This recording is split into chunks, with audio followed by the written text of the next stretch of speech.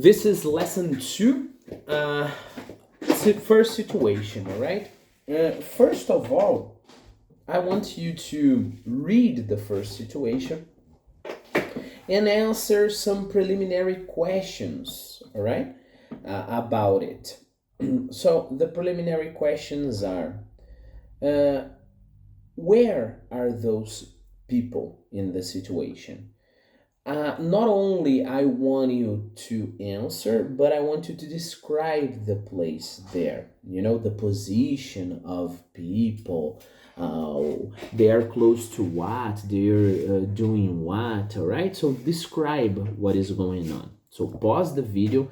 This is a very important activity, and then record your audio. Well, I hope you have done so. So let me describe the outset, let's put it this way. Well, we can see three people in this picture, right? Two guys are close to the vending machine. Vending machine is a very important vocabulary here. They're talking about another guy that is kind of far, you know, he is in the background, and that man is sitting. All right, the man is sitting, he's using a laptop, and the two boys are standing by the vending machine. And where are all of them? Well, they are in a departure lounge. In other words, they are waiting for their airplane to arrive. Okay, well, compare your answer to mine, and if you're not satisfied with your answer, then I recommend that you record another audio, right, to improve your answer.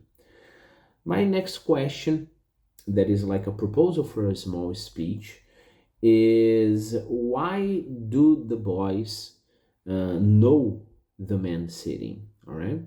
Um, so pause the video and answer the question. Well, the answer is the boys know the man sitting because the man sitting is Andy Jackson. And who is Andy Jackson? Well, Andy Jackson is a medal Olympic. He's an Olympic winner, right? He has several Olympic medals, right?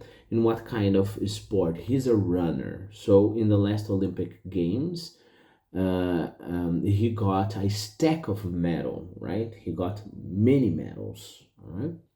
Very nice. That was the preliminary work. So now I will just read the entire situation for you. Please pay a lot of attention to the pronunciation. In a departure lounge. Hey, isn't that Andy Jackson, the runner? How would I know? You're the sports nut. That's him, all right. Andy Jackson.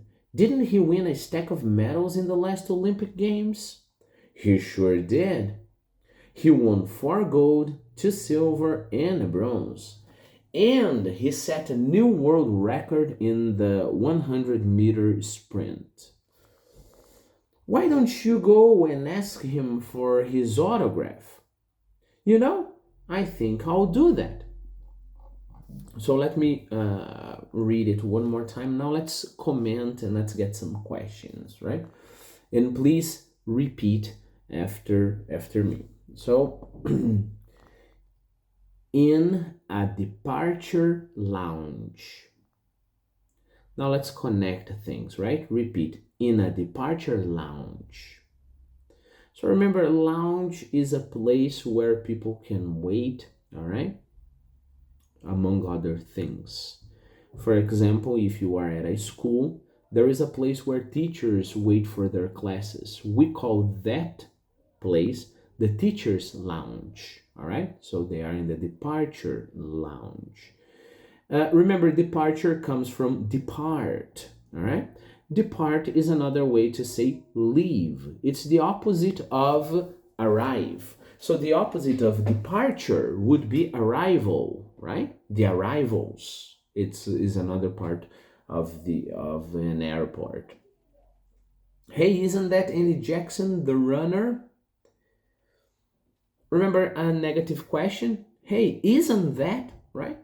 Remember you ask a negative question when you kind of know, but you want certification. You want to certify you are right. Okay, so here's an exercise I'm gonna propose to you. You are gonna tell me negative sentences, questions, negative questions, telling me things you think you know about me. All right, remember, you cannot be sure. If you are sure, you're not gonna use a negative question.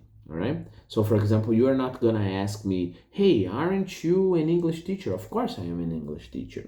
All right, you want to confirm. All right, so let's imagine I am guessing certain things about you. So I will model it, and then you try some things about me. And I can say something like, hey, don't you have two children? A boy and a girl? I mean, a son and a daughter, a man and a woman? Next one, hey, don't you live in, I believe, Bacaxiri? Don't you live in Bacaxiri, in Curitiba? Hey, aren't you an attendant? Or, hey, isn't there a big dog in your house? Or, hey, won't you work tomorrow?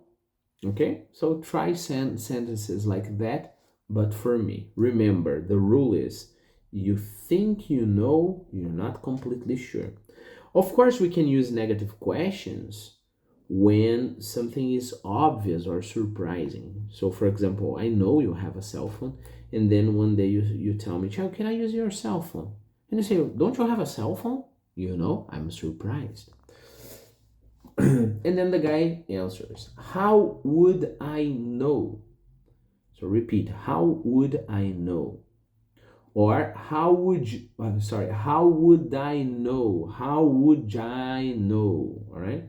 How would I know? All right. You're the sports nut. Keep in mind, when you are a nut, you are crazy. But if I am a movie nut, I am crazy about movies in a good sense. In the good sense of the word, right?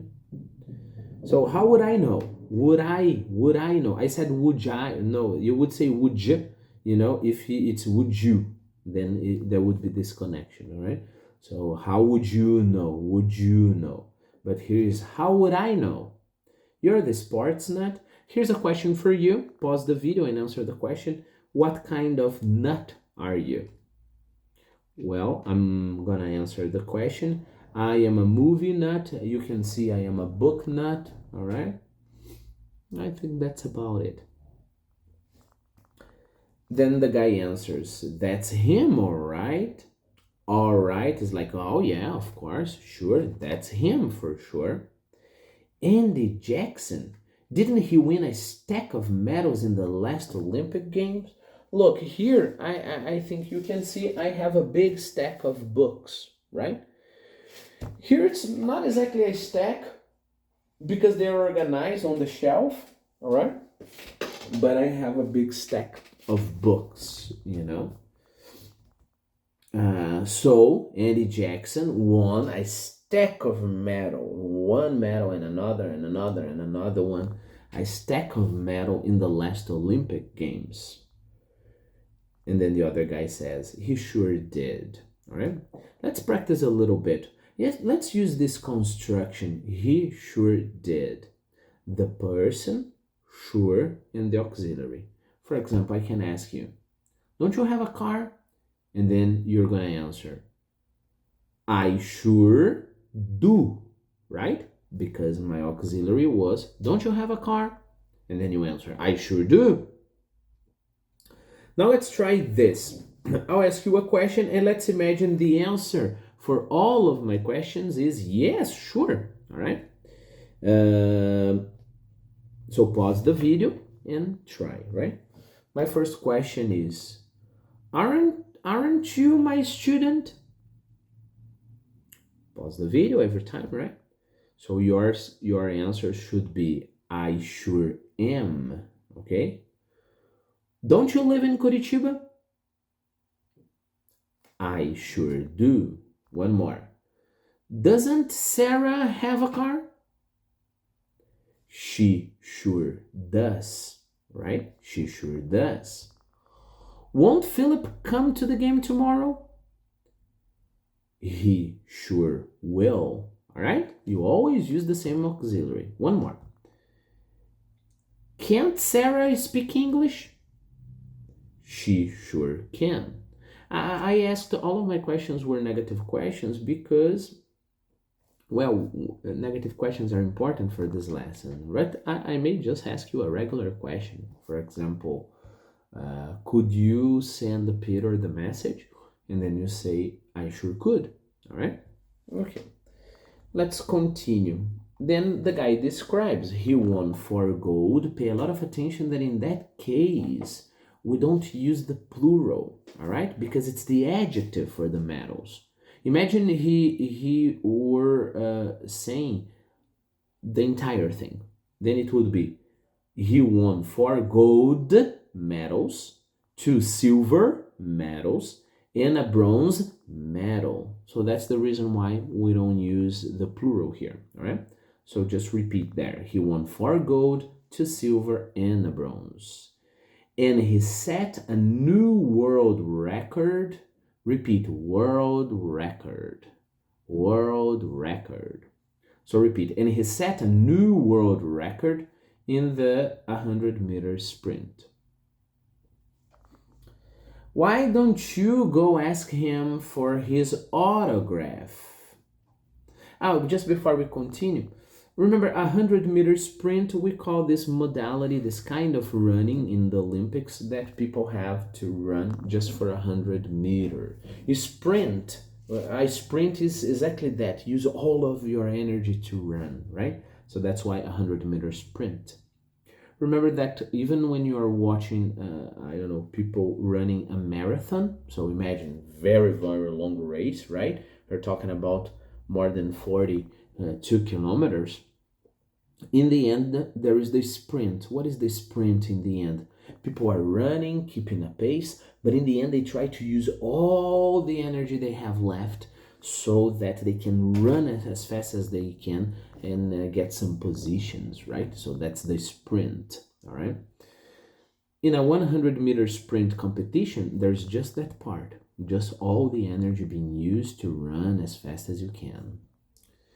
Well, he set a new world record. He established a new world record. He put a new world record.